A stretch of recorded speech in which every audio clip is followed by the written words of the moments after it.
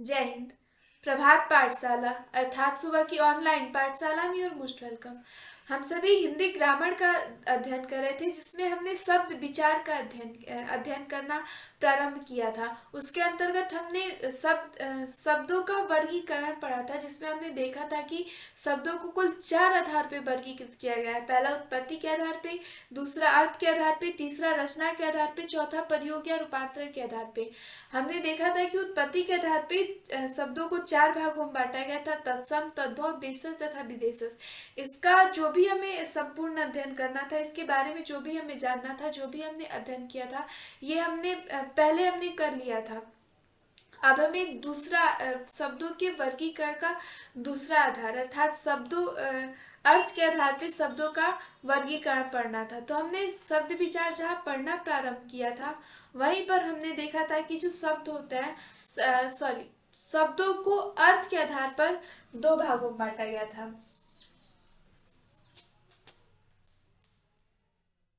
पहला जो था वो सार्थक,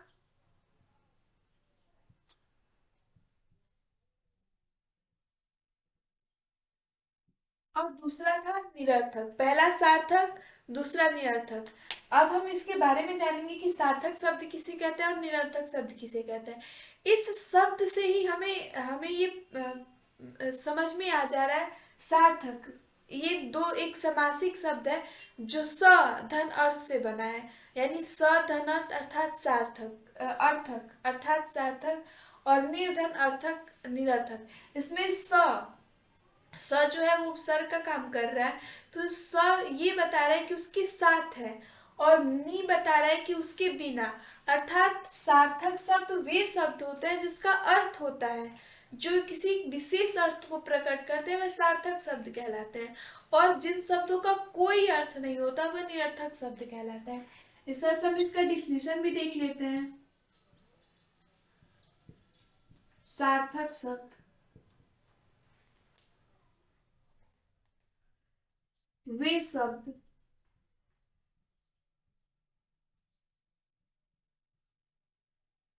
जो विशेष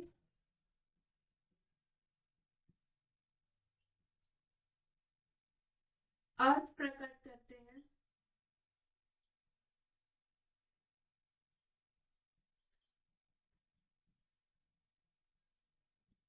सार्थक शब्द कहलाते हैं।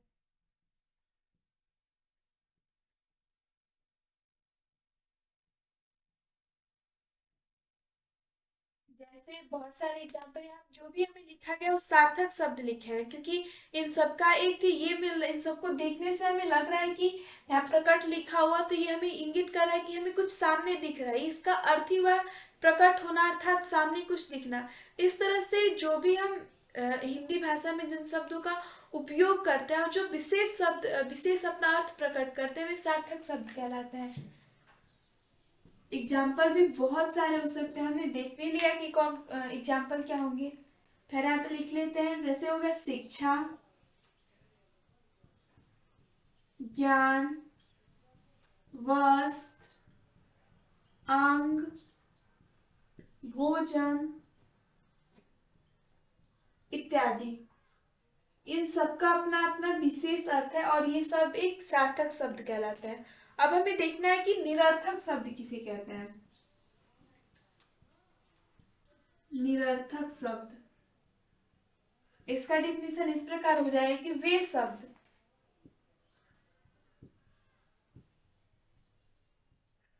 जिनका कोई अर्थ ना हो,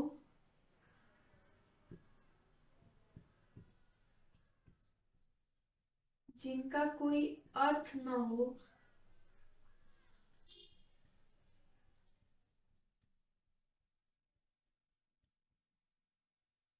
निरर्थक शब्द कहलाते हैं।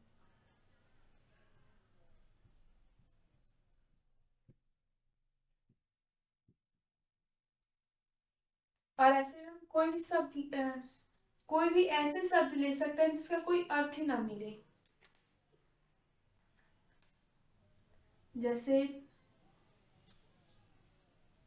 मलक, ये बस एक शब्दों का समूह है, लेकिन इसका कोई अर्थ नहीं है, अर्थात ये निरर्थक शब्द है।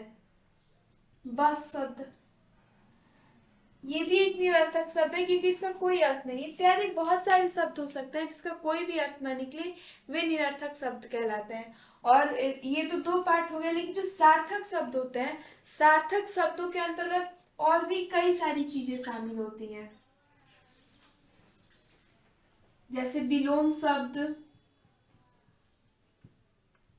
पर्यायवाची शब्द,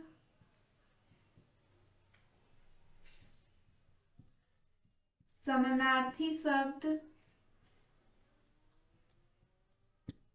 अनेकार्थी शब्द, ये सब सार्थक सार्थक शब्दों के अंतर्गत आते हैं। विलोम शब्द सबसे पहला हो, तो विलोम शब्द के अंतर्गत हम उन चीजों का उन वो शब्द आता है जिनका विलोम अर्थ होता है, अर्थात दिन का उल्टा हो गया रात, सुबह का उल्टा हो गया शाम, ज्ञानवान का उल्टा हो गया कि अज्ञानी। इस तरह से जिन शब्दों का विपरीत शब्द, अर्थात किसी शब्द का विपरीत शब्द बताना ही विलोम शब्द कहलाता है। पर्यायवाची शब्द हो गए कि एक शब्द मतलब उस शब्द के अर्थ के समान, मतलब अर्थात वैसे शब्द जो एक ही पर्याय देते हैं वो पर्यायवाची शब्द कहलाते हैं। जैसे हो गया कि ये धरती हो गई, धरती का पर्यायवाची शब्द हो गया धरा, पृथ्वी, ये सब इसके पर्यायवाची शब्द है क्योंकि ये सब मिलकर ये सब एक ही अर्थ हमें प्रकट करने प्रदान कर रहे हैं। अगला हो गया समानार्थी शब्द, जो शब्द समान अर्थ प्रकट करते हैं, अर्थात शब्द तो अलग अलग हो लेकिन उसका जो अर्थ हो वो समान हो, वो समानार्थी शब्द कहलाता है। जैसे हमारा आंख हो गया, नयन, लोचन, इन सब का अर्थ एक ही है, अर्थात इन हमारे इन नेत्रों से, बस ये सब मिलकर एक ही बात कह रहा है, इसी चीज को इंगित कर रहा है, हमारी आंख को इंगित कर रहा है, इसलिए नेत्र, नयन, लोचन, ये सब जो हो गए वो समानार्थी शब्द के एग्जाम्पल हो गए। अगला है अनेकार्थी शब्द, अर्थात जब एक ही शब्द अनेक अर्थ प्रकट करता है स्थान स्थान पे उसके प्रयोग के अनुसार, तो वे अनेकार्थी शब्द कहलाते हैं। जैसे गया, गया अर्थात गया एक शब्द है, लेकिन गया मतलब होता है जाना भी, और एक गया जो बिहार का एक जिला है। इस तरह से शब्द तो एक ही है लेकिन उससे दो अर्थ प्रकट हुए, एक जाने का और दूसरा उस स्थान का गया।